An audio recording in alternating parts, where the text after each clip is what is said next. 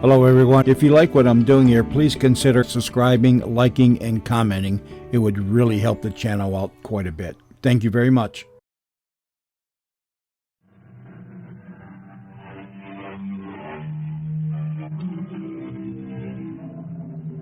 Come in.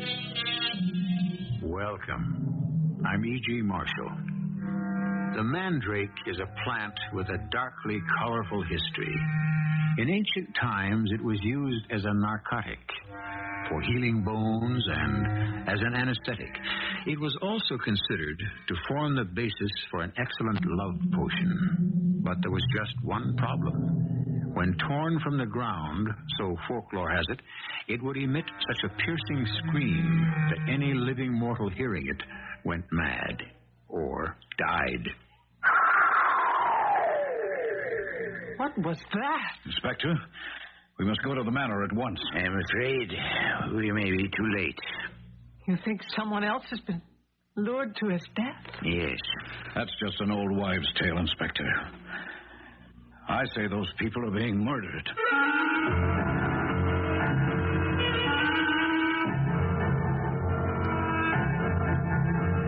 Our mystery drama, The Shreik of the Mandrake, was written especially for the Mystery Theater by Percy Granger and stars Anne Williams.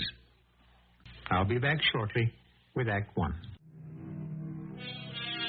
There is no remedy for love but to love more, said Thoreau. It's a pretty sentiment, but hardly helpful to the person who finds himself or herself ensnared in a destructive affair in which the only possible happiness can be escape. But how does one escape from the headstrong and irrational demands of the heart? New relationships? Travel? Work? Our story is about a prominent young woman who would seem to have all these distractions going for her. Good evening. I'm Virginia Stewart. Yes, I recognize you from your films. Come right in. Oh, thank you. You must be Mr. Coombs. Oh, what a lovely, quaint little inn this is.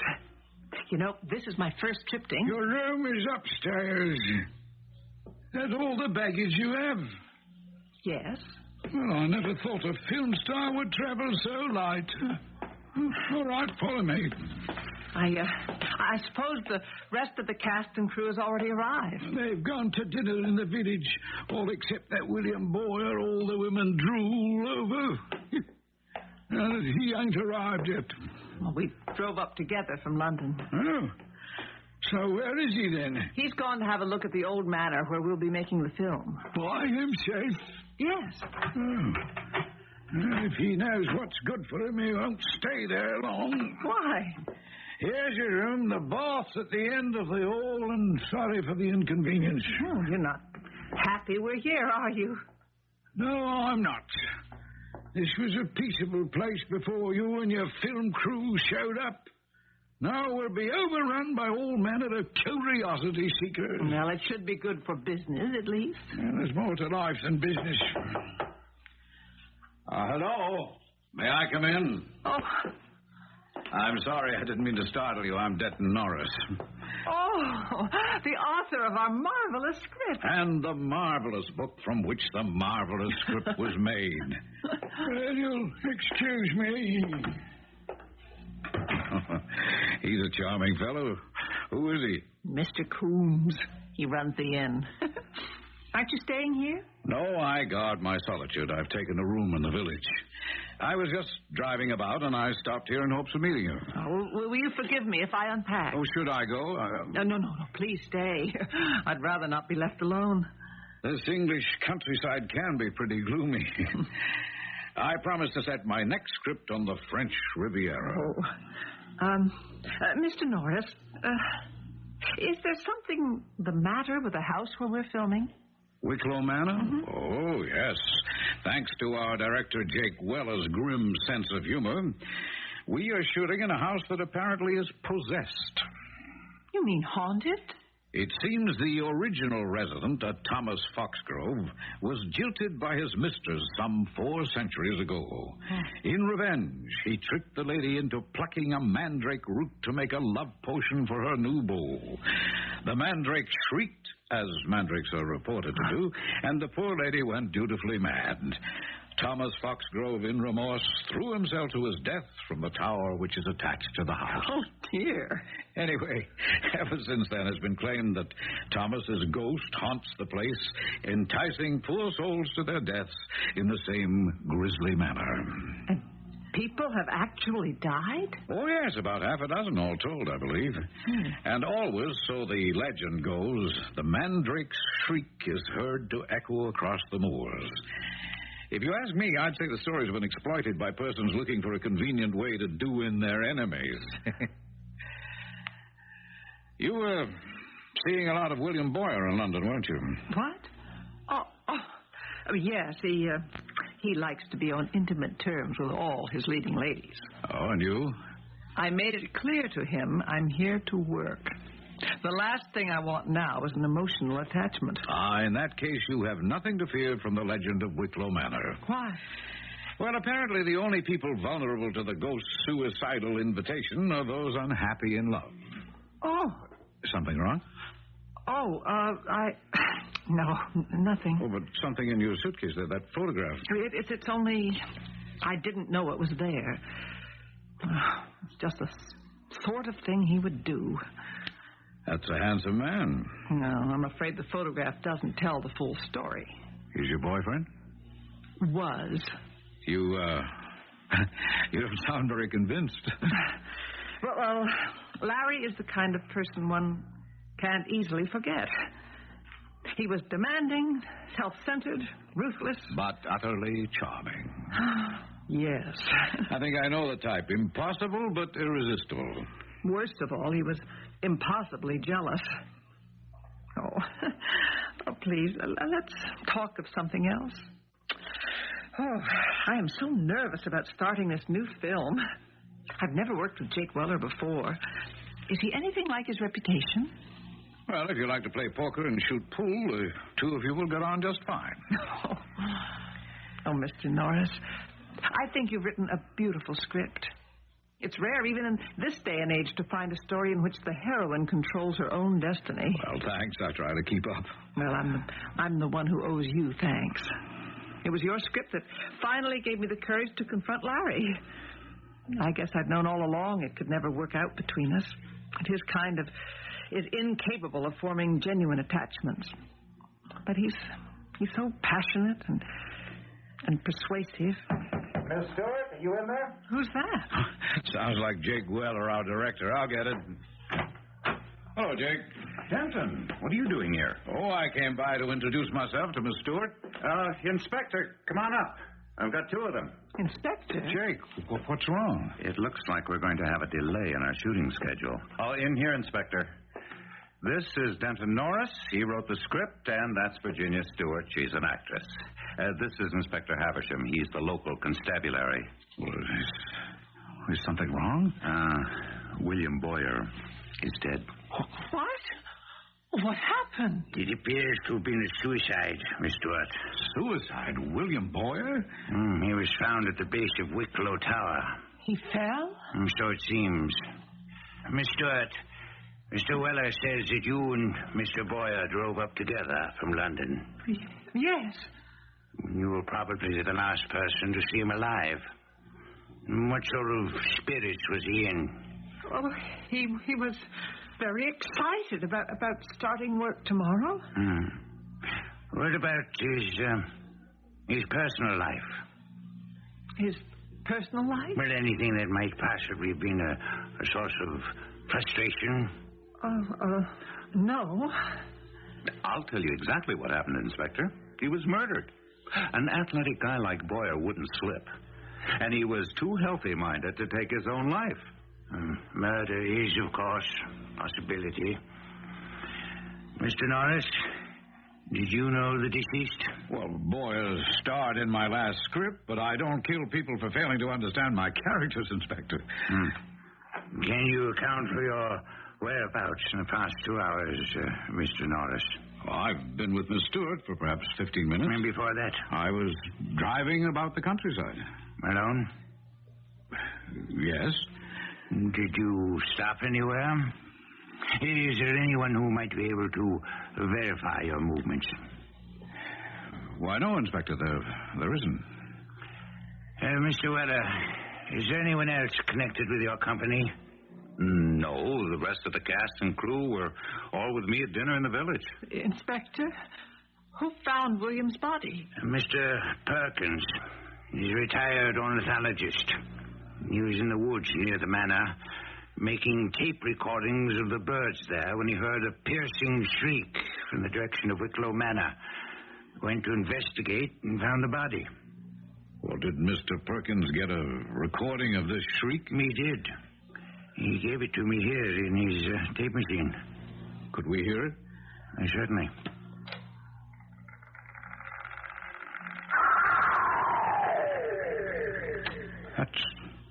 That's the most awful sound I ever heard. There is, of course, another possible explanation for Mr. Boyer's death. Well, now, you don't take that legend seriously, do you, Inspector? No, I don't, Mr. Norris. Mr. Weller, if you'd be so kind as to furnish me with a tape of Mr. Boyer's voice, I'll run a voice scan of his voice to compare it to the scream.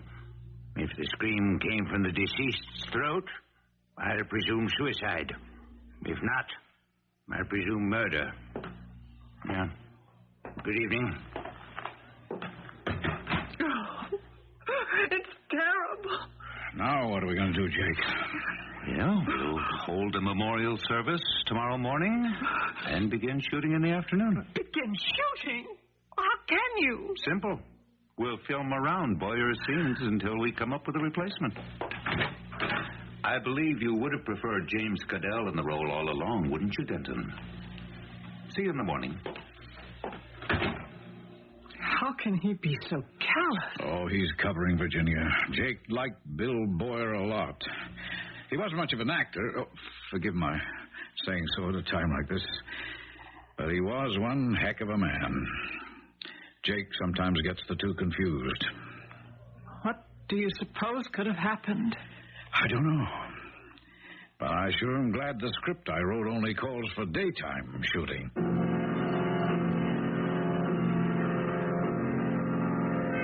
Cut! Oh, finally, we got a take we can print. It's a wrap. I'm sorry, Mr. Weller. I found it very hard to concentrate today. It's okay. I understand. Go back to the inn and get a good night's sleep. Well, there's our wandering screenwriter. I wonder what local phenomena he's been observing today. Jake, Virginia, I've just been to the police station. They ran a test on that tape. It wasn't Boyer's voice. So I was right. He was murdered. Unless you want to believe that legend. Virginia, could I speak to you for a moment? I'll see you two later.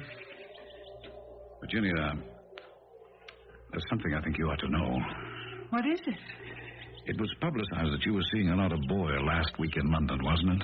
Of course. There are always photographers around. Why? Well, I was having lunch today in one of the pubs in the village. I noticed a man talking to the bartender, and I knew at once that I'd seen his face before. Where? In that photograph you found in your suitcase. Larry?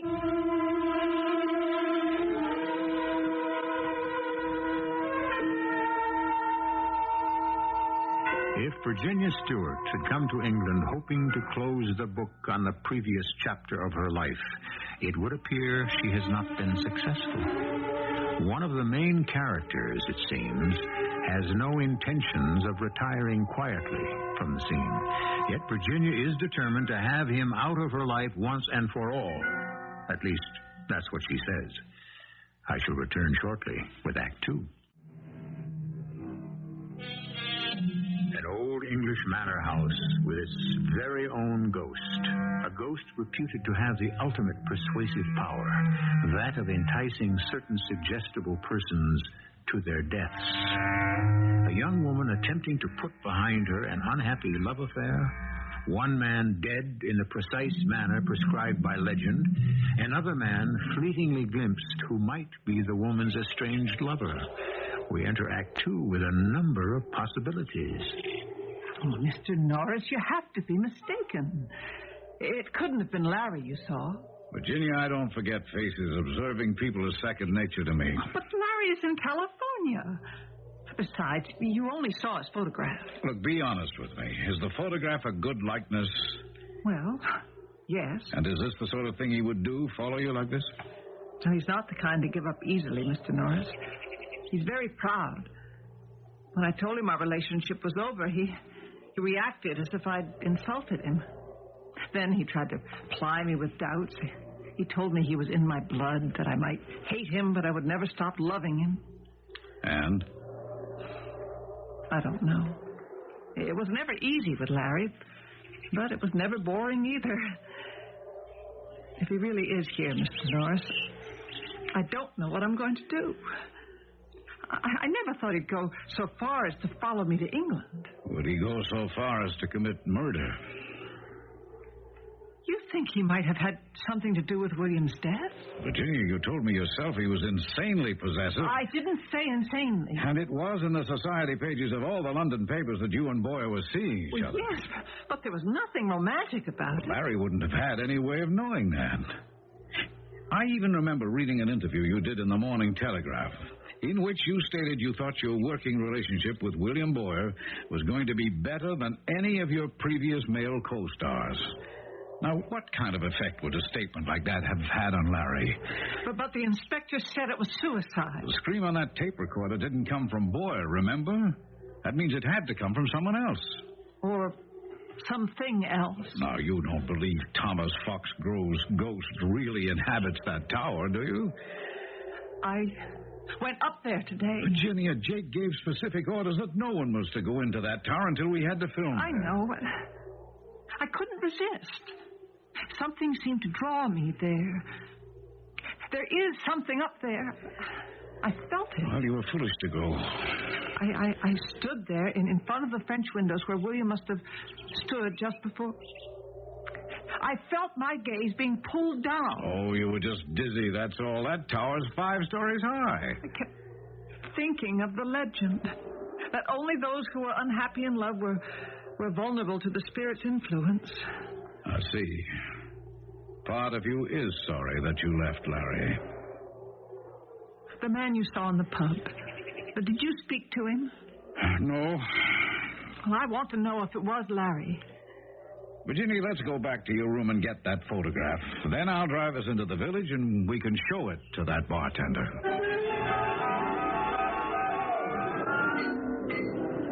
Evening. Oh, good evening. I wonder if we could have a word with you. Oh, you'll have to make it a quick one, Cub. You can see my trade is heavy tonight.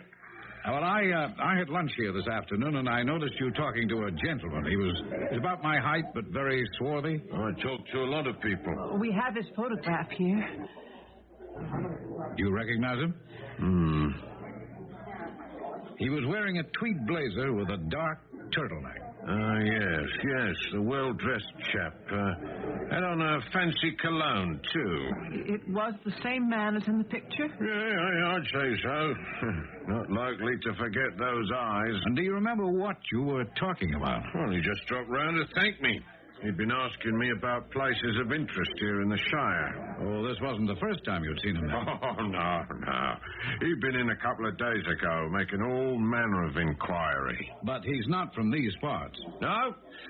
I'd say he was an American. Are you certain of that? Oh, yes, ma'am. Mr. Peaser. Yes, Mr. Peaser. What kind of inquiries was he making? Well, mostly about various buildings of interest in the area. The 8th century abbey down the road, the Blanchard House. And Wicklow Manor? Oh, yes. Oh, he seemed particularly interested in that one, especially the legend. He quizzed me real close as to the particulars of that bit of superstition. Sure. I say, ain't it awful what happened to that actor? But did he mention his name? A gentleman? No. Did he happen to mention where he was staying? No, I'm afraid not. Should I tell him you were looking for him if he comes in again? Oh, no. That's all right. Thanks, Mr. Peter. You've been very helpful. Yeah, you'd be surprised how often this happens. What's that? Folks traveling abroad and seeing someone they know from back home. And you know, the funny thing is, most of the time you can tell that they'd rather not have run into each other at all.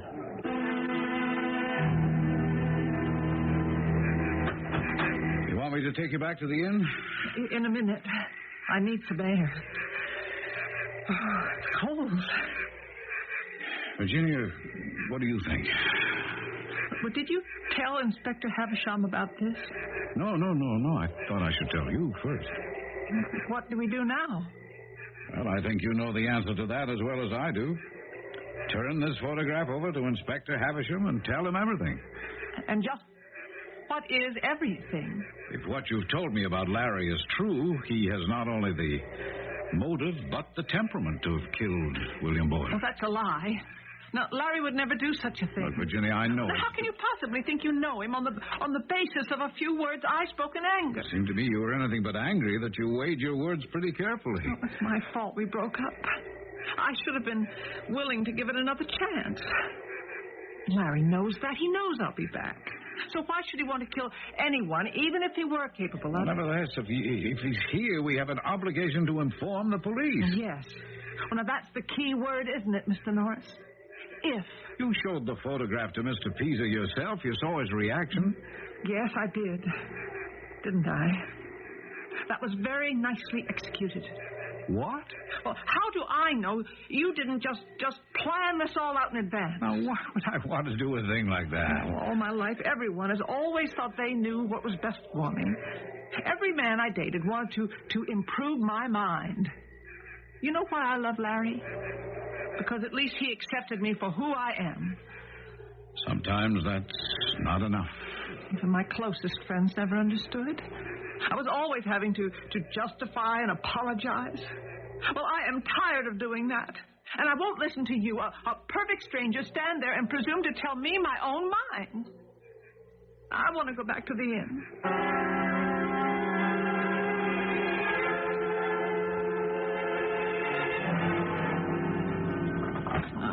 I haven't had anything to eat. Miss Stewart. Oh, Mr. Coombs, you frightened me. That's obvious, all right. Well, what did you think of Wicklow Manor? I don't think I'm any happier about us being here than you are. Good night, Mr. Coombs. I've got a note for you. Who is it from? Mr. Weller. I was on my way to put it under your door.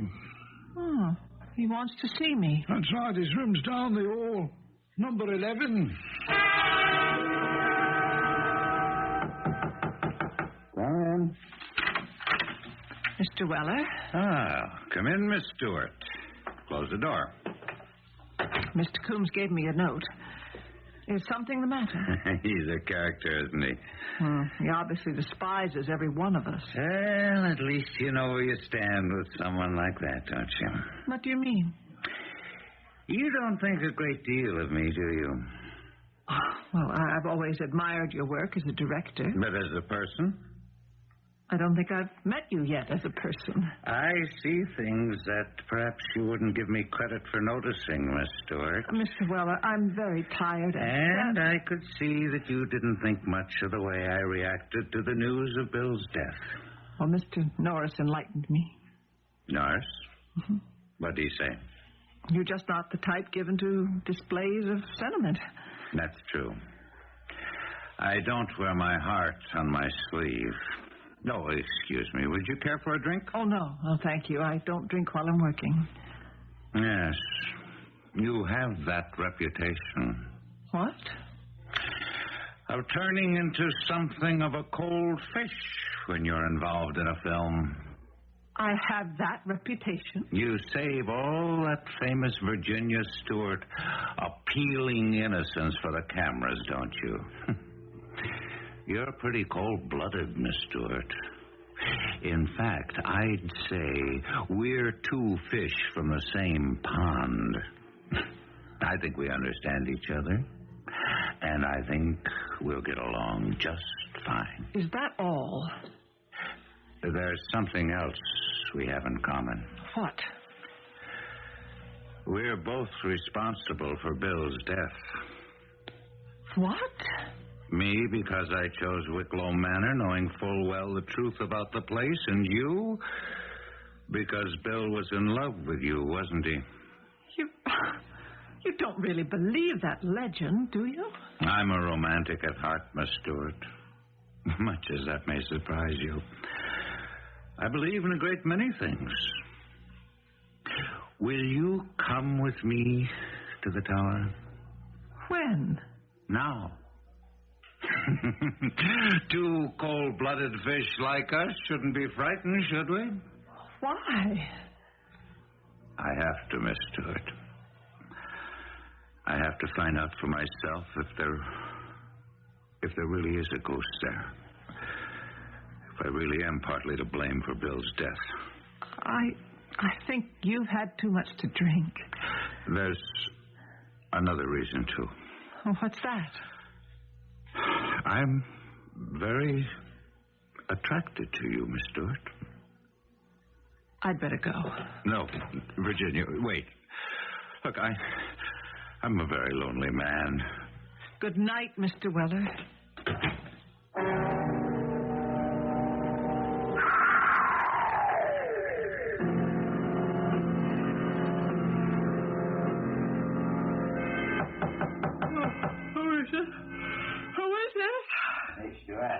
It's Inspector Havisham. Oh, just a moment. Oh, it's almost midnight, Inspector. What do you want? You didn't hear anything? Well, I'm a very sound sleeper. You're what? The Mandrake Shreik. What? Mr. Jake Weller is dead. He was found at the base of Wicklow Tower. No. I'm afraid I have to ask you to come down to police headquarters. Me? Why? Mr. Coombs says that you went to see Mr. Weller in his room earlier this evening. Yes? In the span of barely 24 hours, 2 men have died identical deaths. In both instances, you were the last person to see them alive.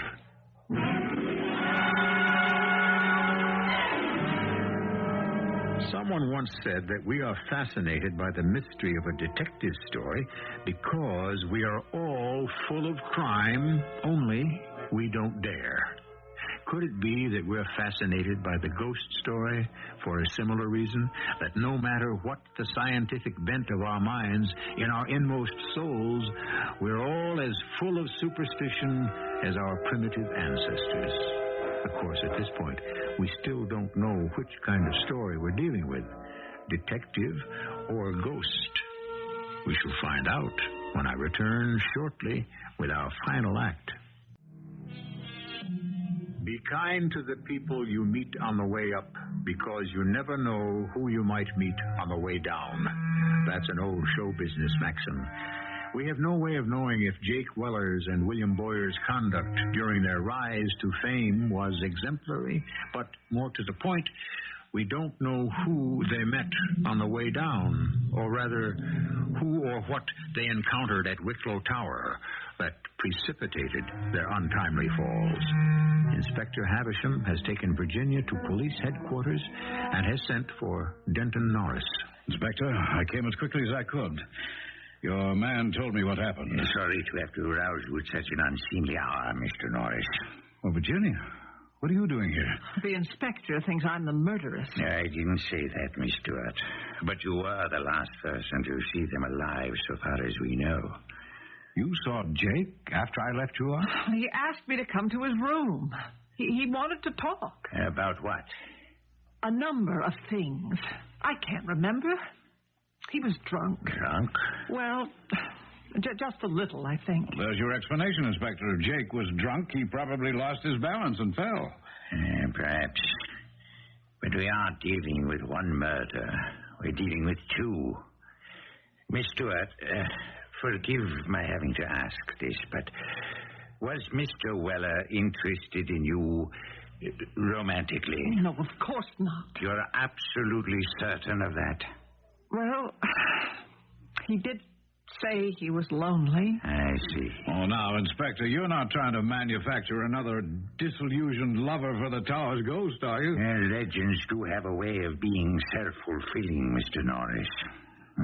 Especially if the person involved is susceptible. Virginia, forgive me, but I'm afraid the time has come. What for? I'm going to have to tell him. Oh, no, you're wrong. Oh, tell me what? I think we may know the man you're looking for. You don't know the man you saw was Larry? Larry? Oh, he's an acquaintance of Miss Stewart's. I saw a man very much resembling him at the Quail and Raven pub at noon today. And can you describe him to me? Virginia, is that photograph still in your purse? Oh, yes. Here it is, Inspector. What motive could this person have for murdering the two men? Jealousy? Miss Stewart, is that true? Larry? I don't know. I don't know what to think anymore. Well, I'll have my men familiarize themselves with this snapshot. If he's anywhere in the area, he'll be picked up soon enough. I suppose that's all for now, though I would like both of you to keep yourselves available for further questioning. Virginia, I'll drive you back to the inn if you like. Thank you. Oh, Inspector? Yes, Miss Stewart? When you're finished with that photograph, could I have it back?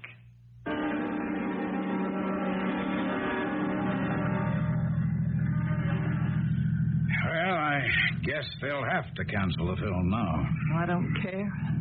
I just want to get away from this place. I'm sorry, Virginia. I had to tell him. Oh, it's okay. You did what you thought was right. I couldn't bear to have you mad at me. If Larry is here, he could be questioned. And if he's innocent, he has nothing to fear. You are upset. Oh, of course I'm upset. To think the man I love might be capable of murder. Well, under the right circumstances, I think all of us are capable. Do you? Oh, yes. But if Larry did kill them because he was jealous, I don't understand it. What?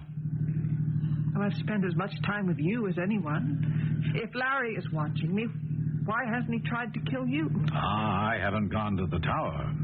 Still, it's almost enough to make one believe the legend. Oh, why? William and Mr. Weller both wanted something from me. But you don't.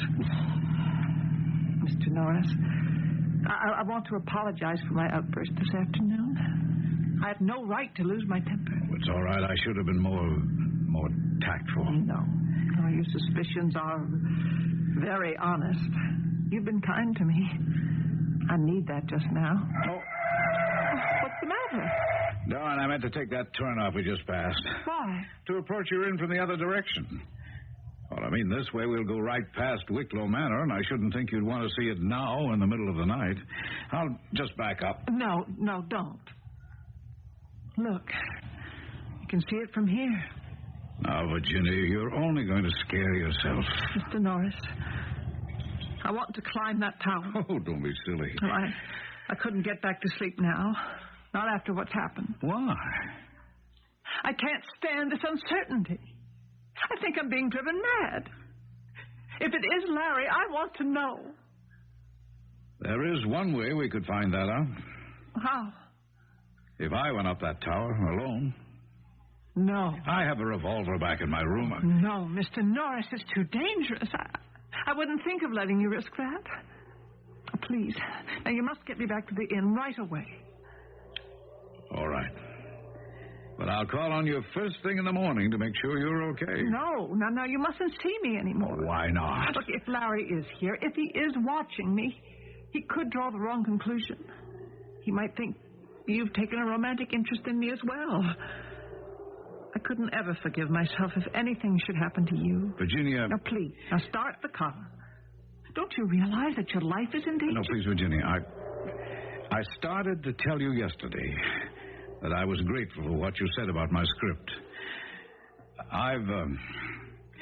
I've been going through a rather difficult period recently, a condition known to the outside world as writer's block. It's a crisis far more awful than you might imagine. A fear that the very talent by which one makes his living might just simply have vanished. I'm sorry to hear that. But what does that have to do with me? You see, from the moment we met, I've begun to feel better about myself. I can't explain why, except to say that I know it's a feeling necessary to my work. Oh, Mr. Norris, please stop. Every word you're saying could be putting your life in greater jeopardy. No, it's not, Virginia. What? You think I'm too old for you, don't you? That's the real problem, isn't it? Mr. Norris. Well, I'm not. I'm intelligent, I'm sophisticated, and Virginia, I need you. Mr. Norris, please start the car.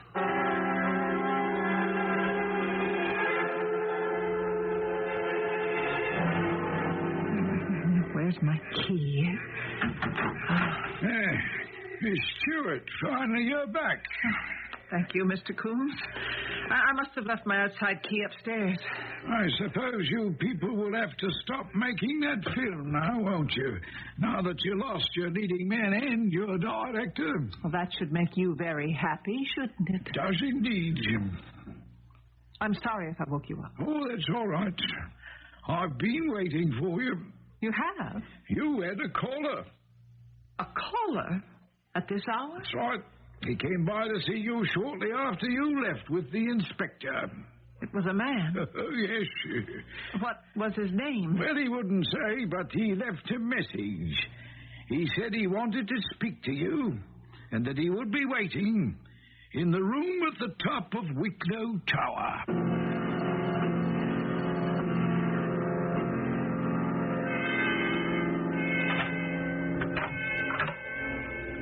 Hello? Is anyone here? Hello? Hi, sweetheart. Who's that? Don't be afraid, Ginny. It's only me. Larry? Oh, Larry, it is you. Why, did you expect it to be someone else? No, it's just... Well, so it is true. You did follow me all the way from California. Now, don't let it go to your head, Ginny. I wasn't going to let you leave me like that. Since when did I ever let you have the last word? Oh, Larry, it's been so awful here. Hey, come here. Hey, you know what we're going to do as soon as you finish this picture?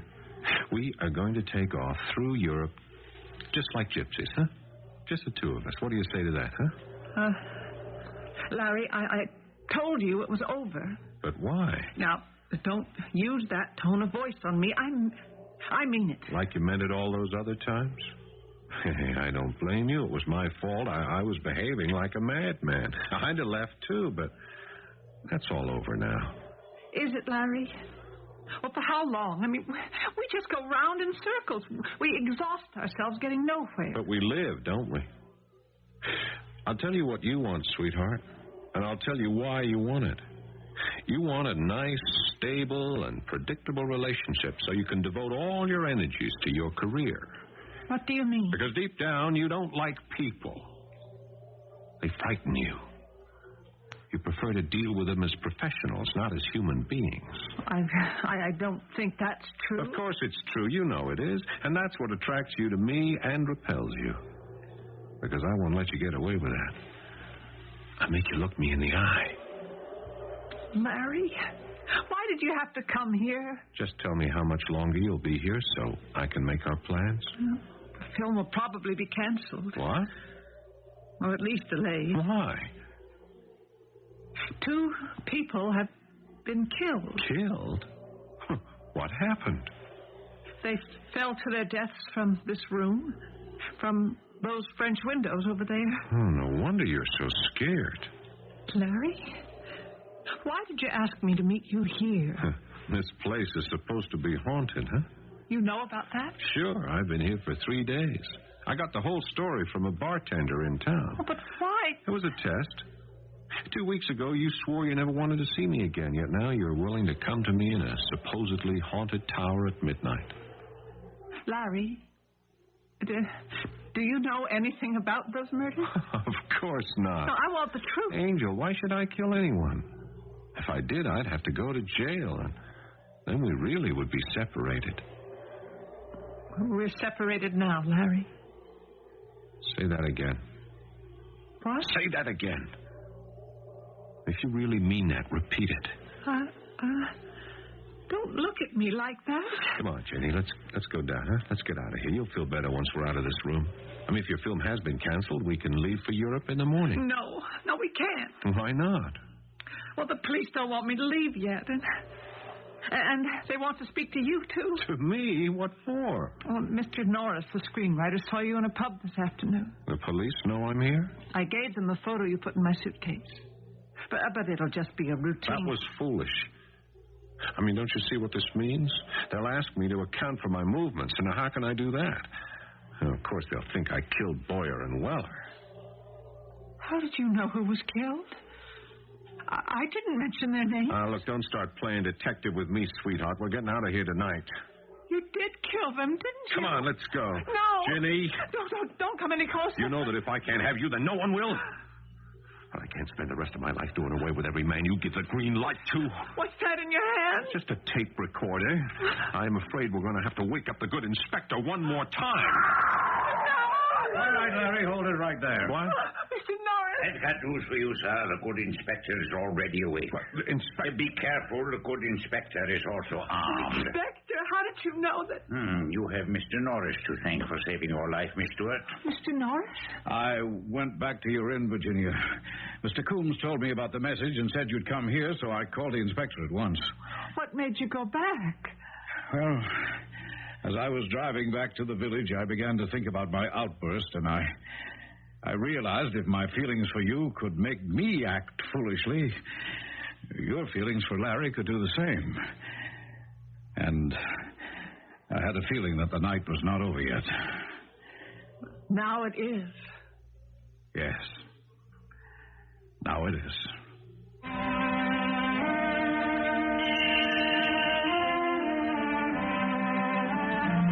Denton Norris was a writer, and writers, like actors, rely on their powers of empathy to put them in touch with their fellow man, the better to create the characters they write about or portray.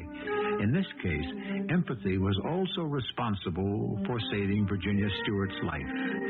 But what about her almost fatal attraction to Larry? A final word on that in a moment. What is it that sometimes attracts us to the sinister in people? Excitement? Danger? I'm not sure. But even so great a poet as John Milton, it is said, was irresistibly drawn to the character of Lucifer when he wrote Paradise Lost. Was Freud right then, that there is a bit of the outlaw in each of us? If so, it behooves us never to forget the ancient warning, know thyself. Our cast included Ann Williams, Ian Martin, Paul Hecht, and Ray Owens. The entire production was under the direction of Hyman Brown.